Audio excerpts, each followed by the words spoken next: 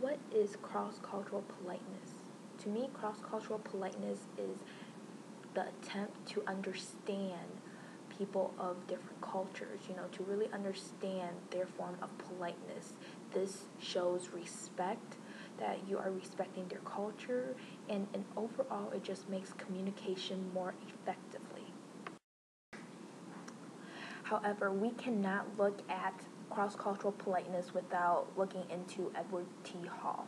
So who is Edward T. Hall? He is one of the key thinkers of cross-cultural politeness. He came up with the idea of intercultural communication. During the mid-1900s, U.S. had many ambassadors to different countries. So their main job is to represent the U.S. However, if they do not understand the country that they are assigned to, doesn't understand their culture, that makes U.S. look bad. So what Edward T. Hall did was he started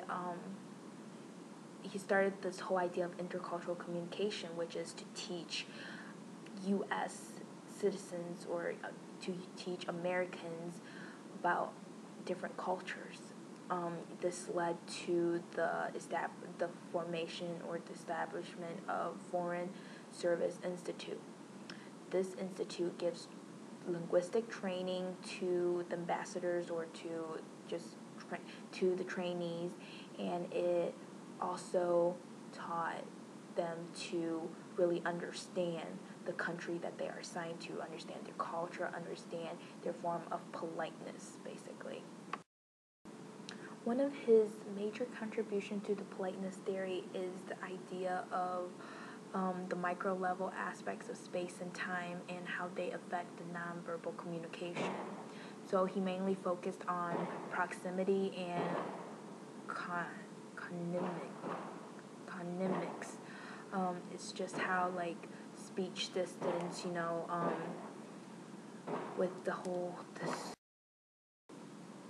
So proximity deals with distance, the social distance, of course, how close the speaker and the hearer should be, or how far apart they should be.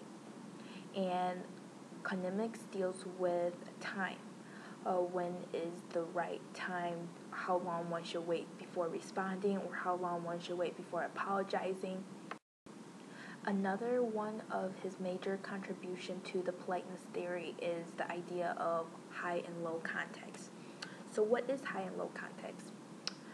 Of course, high and low context deals with nonverbal communication. For instance, Chinese people talk more indirectly to each one another, as opposed to Americans who are more direct to one another. So let's say you put two Chinese people in the same room and two Americans in the same room. Of course, these two groups will have a better chance of communicating and understanding one another when they communicate. However, if you take one Chinese person who just mainly understands indirect, or who's very indirect, and then you take an American person who's very direct, and you put them in the same room, they will have a hard time of understanding one another when they communicate because of the whole high and low context, of the whole idea of high and low context.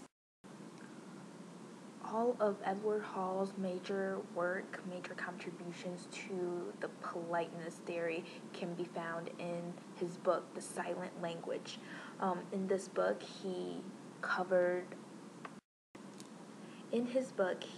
included chapters such as what is culture, culture is communication, time talks, space speaks. So basically, he places heavy emphasis on nonverbal communications. Edward Hall's work and major contributions enlighten all of us. Even today, his idea of language influenced thoughts and his emphasis on nonverbal communication as it relates to the cross-cultural politeness still remains significant. And I believe 10 years from now, Edward T. Hall will still remain a relevant thinker because of his idea of culture is communication and communication is culture. our thoughts are influenced by our language and by our culture. And I believe 10 years from now, this still stands true.